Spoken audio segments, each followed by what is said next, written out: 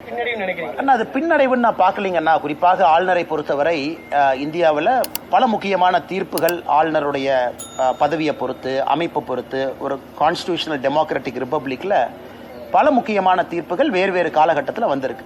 டிஸ்மிஸில் பொறுத்த வரைக்கும் 356 பயன்படுத்தலிருந்து நிறைய விஷயங்களை பார்க்குறோம். நேற்று உச்சநீதிமன்றத்தினுடைய தீர்ப்பும் ஒரு முக்கியமான தீர்ப்பு தான். அதை நம்ம ஏற்றுக்கல அப்படிங்கிறது ரெண்டாவது.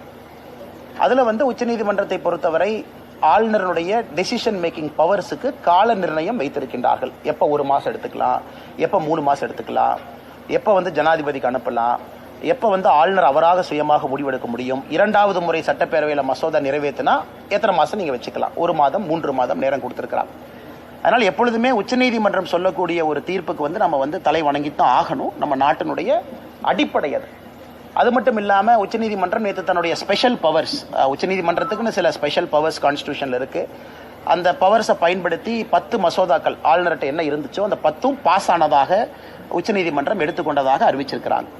அதன்படி அது மக்கள் நினச்சிக்கலாம், 10 வேறு 10 ஒரே சப்ஜெக்ட் தான். தமிழ்நாட்டினுடைய மாநில அரசனுடைய சார்ந்து இருக்கக்கூடிய பல்கலைக்கழகத்தினுடைய வேந்தர் யார் அப்படிங்கிற ஒரு பிரச்சனை. அது முதலமைச்சர் அவர்கள் வேந்தராக இருப்பார்கள் அப்படிங்கிறது அந்த மசோதாவில் நிறைவேற்றப்பட்ட போது சொல்லப்பட்டது.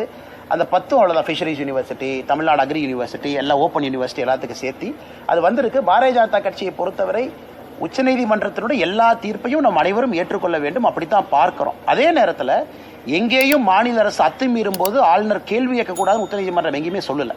ஆளுநர் தொடர்ந்து தன்னுடைய கடமையை செய்வாங்க. அதில் ஒரு பவர்ஸ்க்கு கால நிர்ணயம் சொல்லியிருக்கிறாங்க.